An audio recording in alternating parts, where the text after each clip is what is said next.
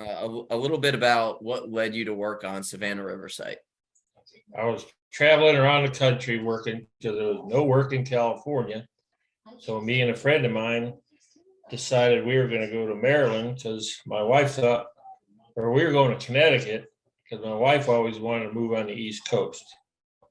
So we got in the truck and left. Thought we'd get a job there and stay, but it didn't turn out that way. And after some time, we started heading home and ran out of money. So our union got us into work at a few places on the way home, and Savannah River was one of them. I guess. What did you do when you worked down Savannah River? I was a pipe fitter there. And a welder too. I just lost. What areas and what type of work? Well, I was working on piping, waters and stuff like that. Do you feel like you were exposed to anything out there when you were out there? It was possible because that was a pretty dirty place, I find out. Did you know at the time that there was things that could be hazardous, or did you find that out later? Found it out later. Never knew it at the time. They don't tell you that. So how did you end up hearing about the medical screening program? I think I got something in the mail originally, and I went from there just because I thought this is a good idea to get checked out. You never know what you pick up no matter where you go. And so I think that's how it started. A mail thing was sent to me. Then I replied. Then the lady in Oak Ridge got a hold of me and kind of went from there. And then I ended up with that x-ray, the famous x-ray they took of me, which was actually that year, it turned into a scan instead of an x-ray.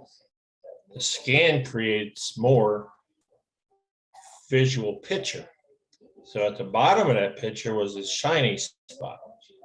And then things got ugly. That's when they found that tumor on my kidney. And then every year now, I feel real good because they check it out. I get a scan, and that's kind of in question. They keep looking there. And I get ultrasounds and scans. Ultrasound once a year, and then the scan once a year, but they're 6 months apart. So every 6 months, I get an idea what's going on inside there.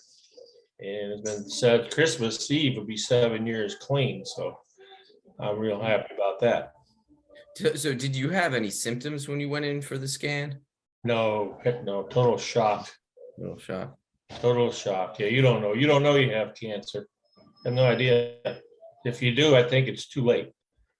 That's where the pains and stuff come in, but I never had no pain and nothing. And what was the treatment exactly? Partial nephrectomy. They take part of your kidney out, and they took the tumor and the top half of my kidney off and left the rest in there. So I still have the half a kidney along with the other one. That's good. And that's all they did. They took it out, and I was fortunate there was no treatments afterwards. The guy did an excellent job with that robot. That's all I can say. Yeah, if that tumor that I did have, it was growing on the outside of my kidney. And if that tumor would have broke, then the little bugs go everywhere. And that's called metastasizing. And then you're going, then it goes throughout your body, and one at a time, it's a little Pac-Man. Eats you up until there's no more to eat, I guess, is what cancer is. So that's how it all worked. But yeah, I was very fortunate that he got it all out in one piece and nothing ever happened. Well, it was there the previous year. I did the x-ray part of that.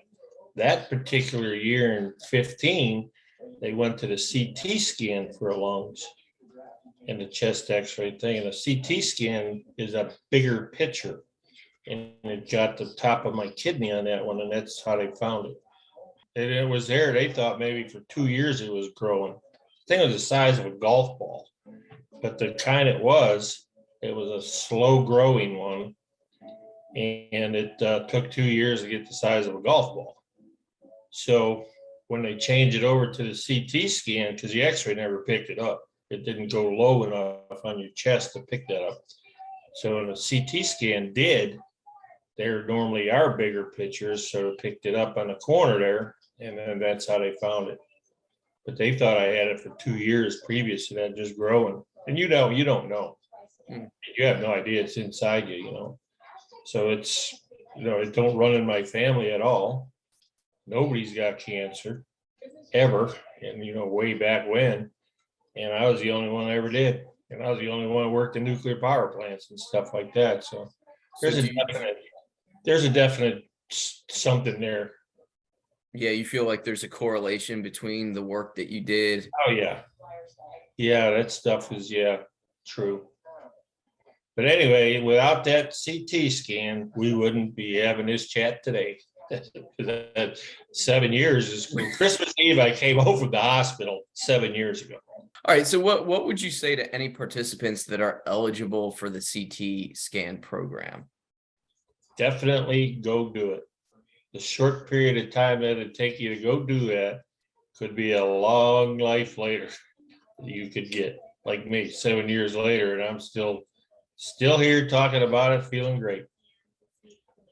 And if it wasn't for that little time out a couple hours to go get a scan, we wouldn't be here today. So it's well worth the effort. Really ain't an effort. It don't hurt. It don't do nothing, you know. Pretty simple.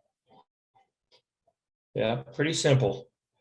Tell me a little bit about, and I know this, well, tell me a little bit about what you do with the life you've now been given, extended perhaps, right? To give back to the community.